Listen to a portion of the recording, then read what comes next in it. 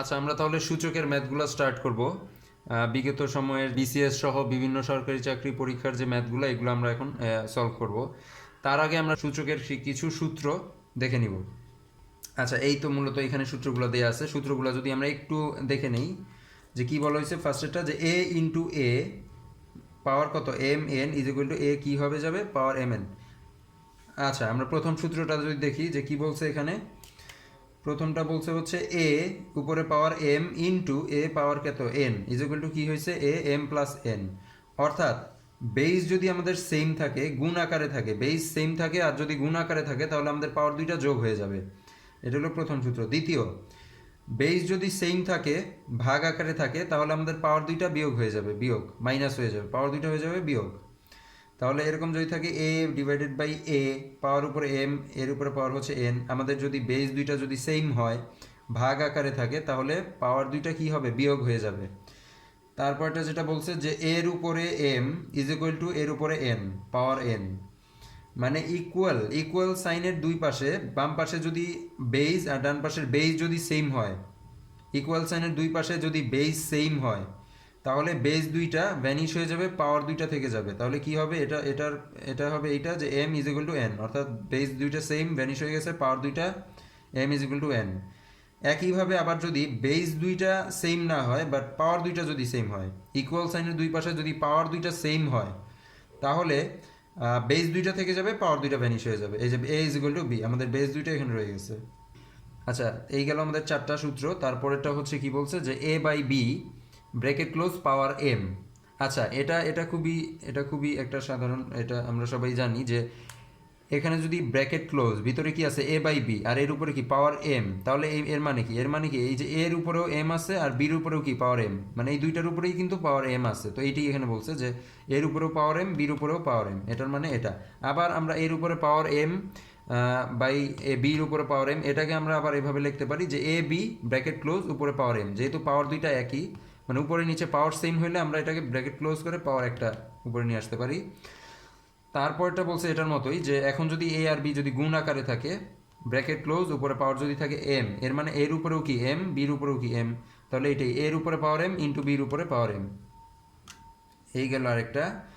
এখন এটা এই যে আরেকটা, এটা বলছে এই সূত্রে কি বলছে যে এর উপরে যদি পাওয়ার থাকে এম ব্র্যাকেট ক্লোজ, তার উপর আবার পাওয়ার কি এন, তাহলে আমাদের কি হবে, পাওয়ারে পাওয়ারে কি হয় গুণ হয়। তাহলে এর উপরে যে পাওয়ারটা আছে এম, এই যে এম আর এই যে এন, বাইরে যেই এন পাওয়ারটা, এই পাওয়ার দুইটা কি গুণ হয়ে যাবে। তাহলে এর উপরে পাওয়ার কি আসবে M into N, M into N, পাওয়ারে পাওয়ারে কি হবে গুণ হবে।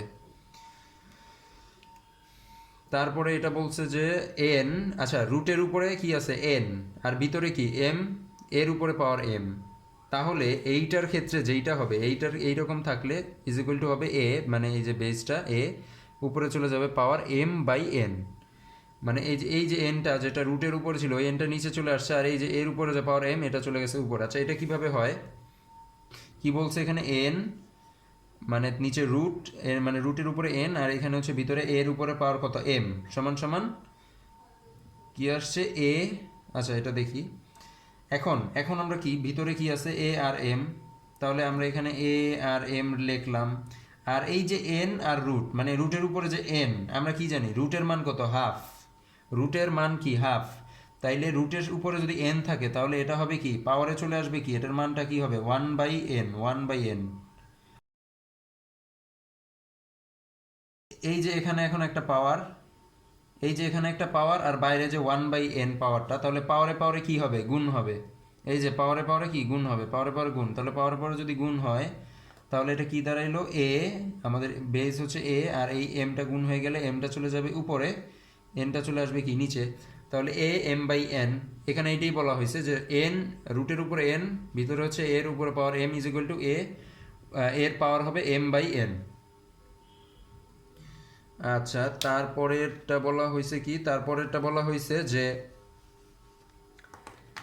এর উপরে পাওয়ার যদি মাইনাস এন থাকে, মানে এর উপরে যদি, মানে বেইজের উপরে যদি মাইনাস দিয়ে পাওয়ার থাকে, মাইনাস দিয়ে কোনো একটা সংখ্যা যদি পাওয়ার আকারে থাকে, তাহলে এইটাকে আমরা লিখতে পারি ওয়ান বাই এর উপরে পাওয়ার এন, মানে এ মাইনাস এন এর উপরে power minus N is equal to one by এর উপর পাওয়ার এন এন, এটাকে আমরা এভাবে লিখবো। আবার যদি এরকম থাকে যে 1 বাই এর উপরে পাওয়ার এন, তাহলে এটাকে আবার আমরা এভাবে লিখতে পারি যে এর উপরে পাওয়ার কি মাইনাস এন।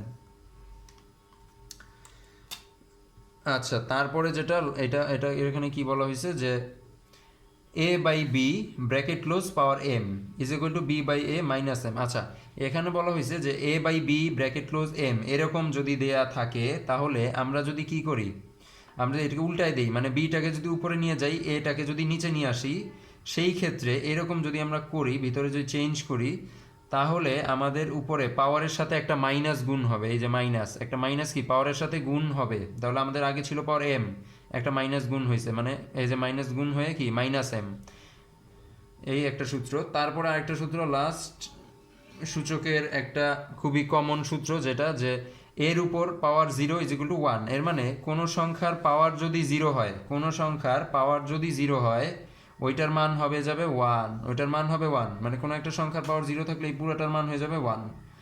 মানে 5 এর উপরে যদি 0 হয়, মানে 5-এর উপরে যদি পাওয়ার থাকে 0, তাহলে এই পুরোটার মান হয়ে যাবে 1। 5 এর পাওয়ার 0 ইজ ইকুয়াল টু 1 লিখতে পারবো আমরা। এই ছিল সূত্র। তাহলে এখন আমরা ম্যাথগুলো করা স্টার্ট করি।